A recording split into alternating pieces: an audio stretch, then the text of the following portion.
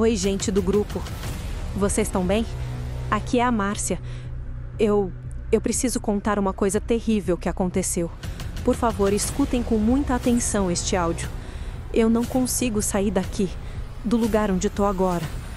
Há meia hora, eu saí da faculdade, passei na padaria, comprei um lanche e caminhava pela calçada quando vi um policial fardado vindo em minha direção. Ele me olhou, me sorriu e disse: "Bom dia."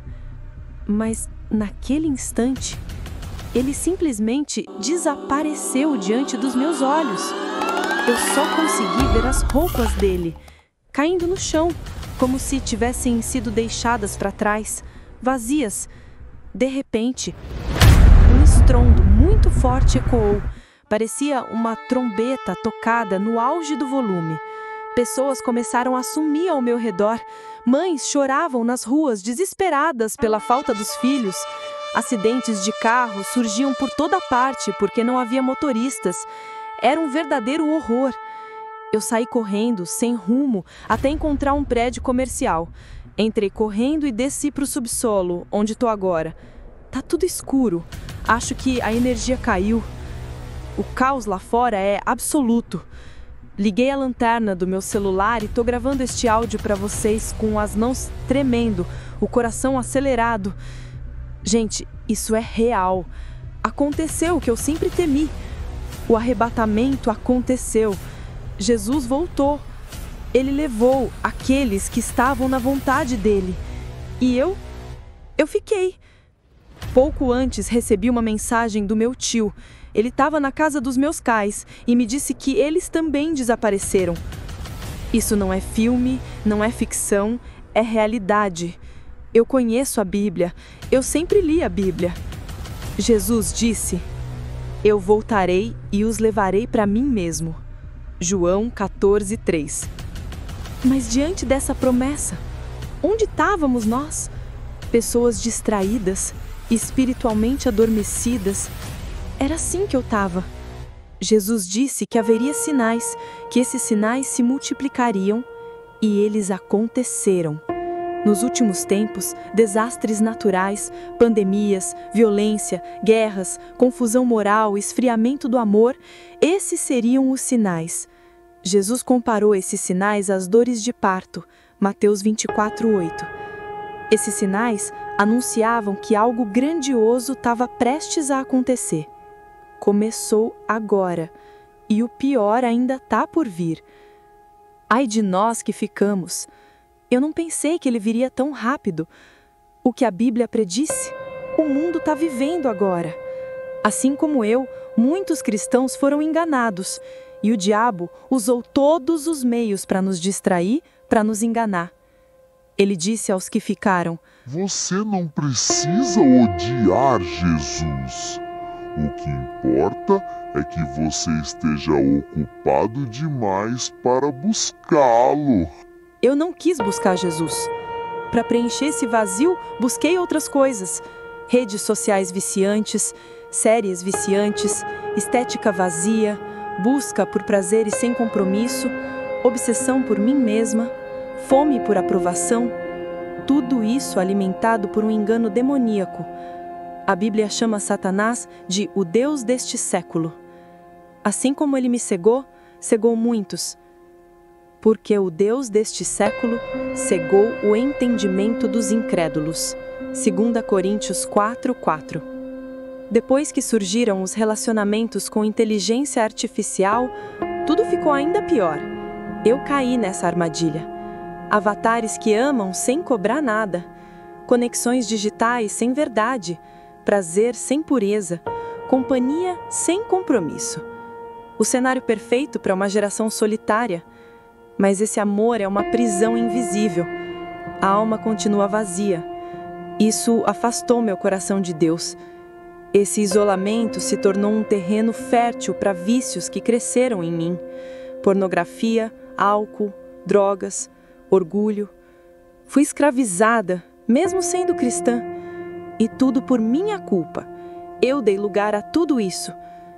Tudo começou com frases enganosas, mentiras sussurradas para mim. Só mais uma vez.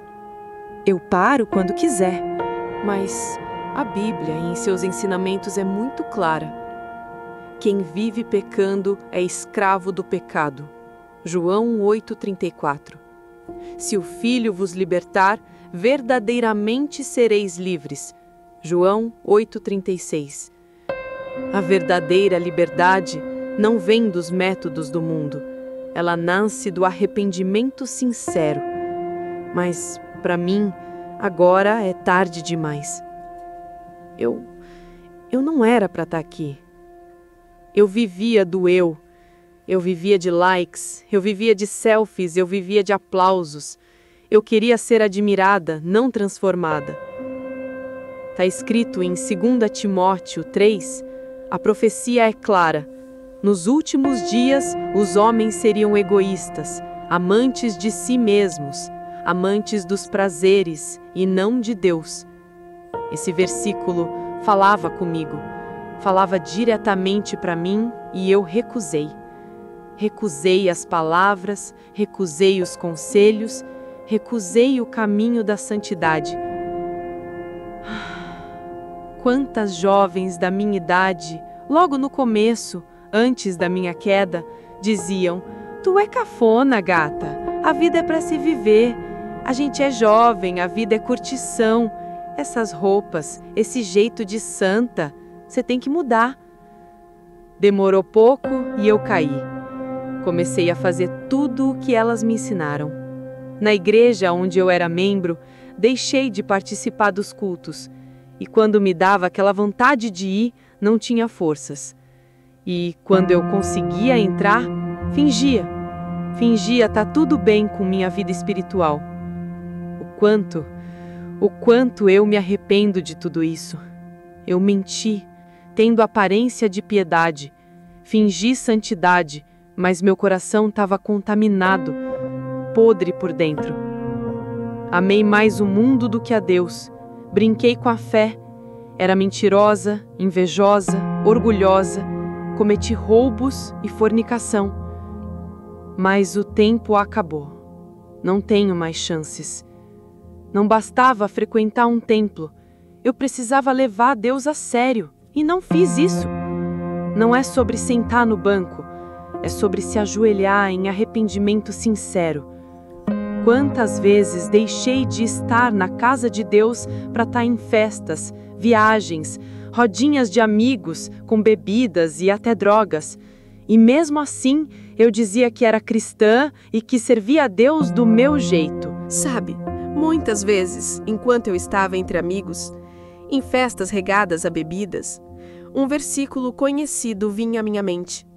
Segui a paz com todos e a santificação, sem a qual ninguém verá o Senhor.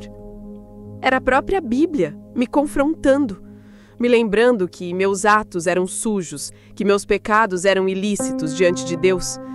Mas eu não quis ouvir. A vida plena não está em exaltar o ego, está em negá-lo, em tomar a cruz e seguir Jesus. E eu não fiz isso.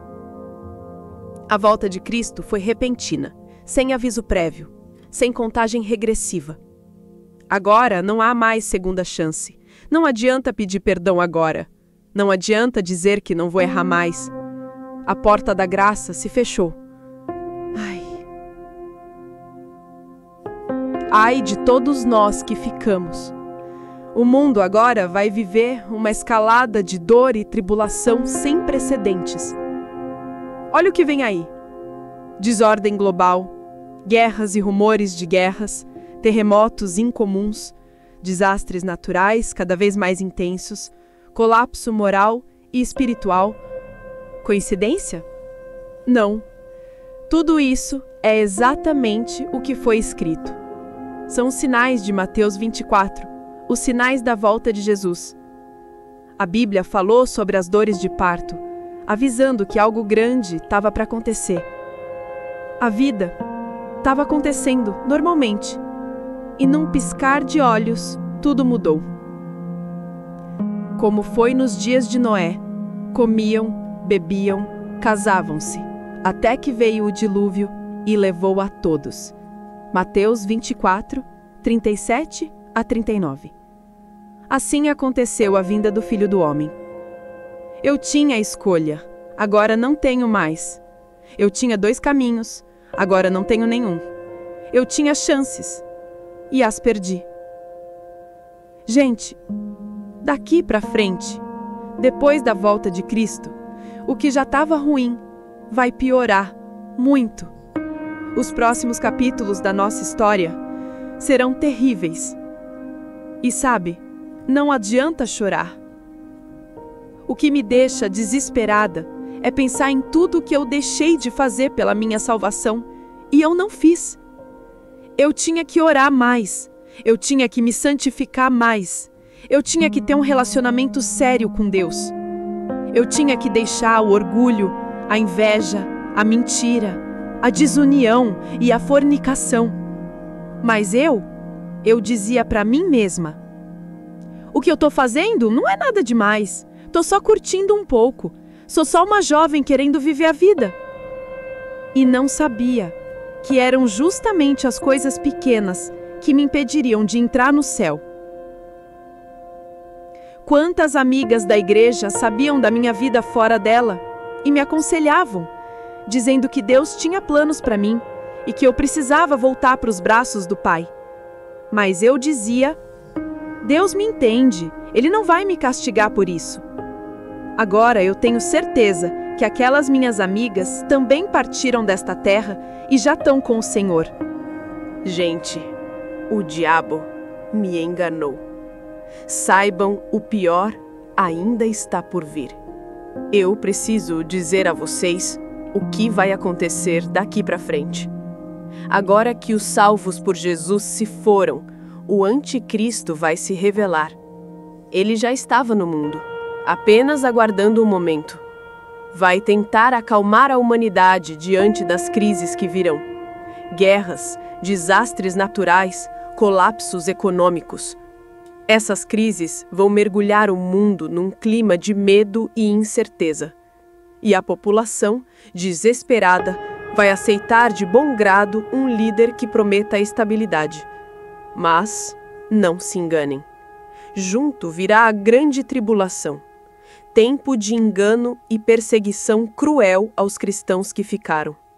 Todos os que não subiram com Cristo serão caçados. O anticristo vai falar de paz, de segurança, vai sorrir, prometer, conquistar corações. Mas sua verdadeira face vai aparecer. Um enganador, sedento por controle e inimigo declarado de Deus. Sua aparente bondade será apenas uma máscara, uma fachada para seus objetivos malignos. Tudo isso já estava profetizado. Daniel, Apocalipse, Mateus, todos avisaram. E no final, Deus julgará todas as nações. O diabo será lançado no fogo eterno. E Jesus dirá: apartai-vos de mim, malditos, para o fogo eterno, preparado para o diabo e seus anjos. E todo aquele cujo nome não estiver escrito no livro da vida será lançado junto com ele. Gente, ai de nós que ficamos, porque seremos julgados e condenados. Não haverá apelo, não haverá misericórdia. O destino será o mesmo do diabo e dos seus anjos. E agora, eu só consigo pensar em tudo que eu poderia ter feito e não fiz. Eu podia ter dobrado os meus joelhos mais vezes, podia ter buscado santidade, podia ter me afastado do orgulho, da inveja, da mentira, da desunião e do pecado que eu acariciava como se fosse algo inofensivo. Mas eu preferi as festas, preferi os aplausos, preferi ser aceita pelo mundo e rejeitei a amizade de Deus. Eu dizia: eu sou jovem, preciso aproveitar a vida. E não percebia que essas pequenas concessões estavam construindo um muro que me separaria para sempre do céu. Quantas vezes fui aconselhada, Quantas vezes ouvi que Deus tinha planos para mim? Quantas vezes disseram para eu voltar para os braços do Pai?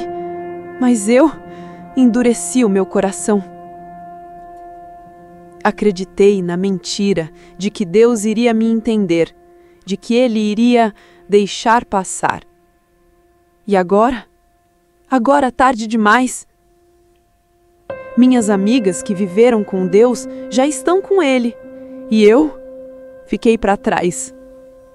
O diabo me enganou. Ele pintou a perdição com cores bonitas, me ofereceu a morte embrulhada em festa, e eu aceitei. Ai de nós que ficamos, porque agora o que nos aguarda é o juízo final. Essa é uma história fictícia. Porém, os capítulos e versículos bíblicos aqui relatados são reais e irão acontecer, sem dúvidas.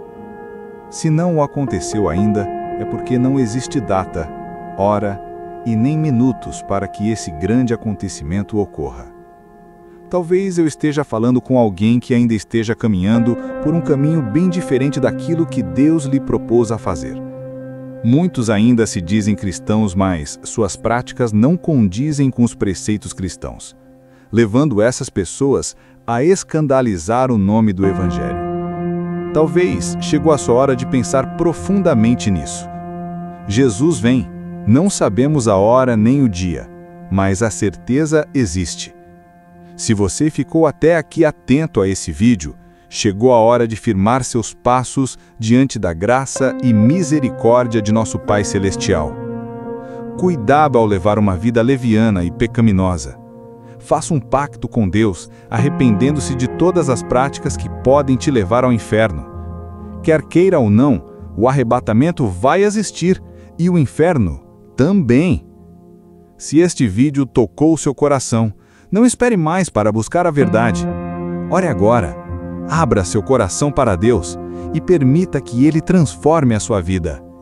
Compartilhe este vídeo com amigos e familiares, porque a salvação é urgente e todos precisam ouvir essa mensagem. Muito obrigado por assistir até aqui. Que Deus te abençoe e te guie no caminho da luz e da salvação. Lembre-se, Jesus está voltando e só Ele pode nos dar a verdadeira paz. Compartilhe este vídeo para que mais pessoas possam acordar para a realidade que muitos preferem ignorar. Juntos podemos espalhar a esperança e a urgência de viver em santidade diante do Senhor. Deus o abençoe muito.